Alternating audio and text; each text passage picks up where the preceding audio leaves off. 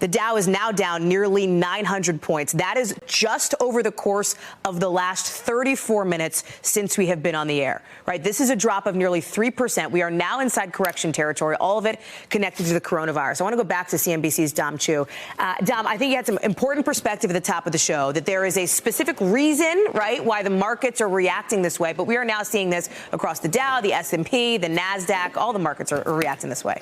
I mean, so if the major markets are, and the perspective that you were talking about, that we talked about earlier this hour on your show, is this idea that we are still, again, this is precipitous, but we are not far away from record highs, right? It was just about a week or two ago, depending on which major U.S. index you want to look at, the S&P, the Dow, or the NASDAQ, where we were, again, record highs. So the issue that traders have right now is how quickly this has all happened. For the longest time, for the better part of a year plus, the market seemed to do nothing but go up incrementally. It was the most boring trade ever. And now all of a sudden, it was just in the last 2 weeks that people woke up to saying, oh, my goodness gracious, the Dow is down 300, 400, 500 on a consistent basis over 6 days in a row.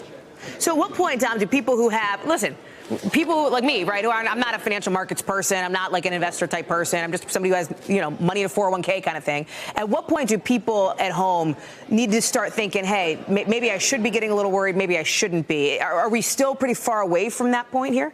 So again, this is not that it's a panic situation, but what this has done, so say many financial advisors out there, is it highlights the fact that people should have and do have different risk tolerances. Those people who are, say, a year or two away from either retirement or funding their child's education in college are probably going to want to look at this kind of a market very differently than, say, you or I that have possibly decades in their career until we have to worry about retirement or things like that. Now, I would say this, just anecdotally from my standpoint, I'm a person who is still years away from retirement, and I've still got a young daughter, right, who is going to be paying for college in the next 15 to 17 years. These are the time horizons. I don't mind seeing this kind of volatility. But for those folks out there, viewers, who, yes, have money earmarked for a house down payment or everything else, this is a time perhaps that you want to talk to a financial advisor to see if that kind of stock market volatility that we're seeing right now is appropriate given the objectives that you have. And that's a big question a lot of folks are going to have today.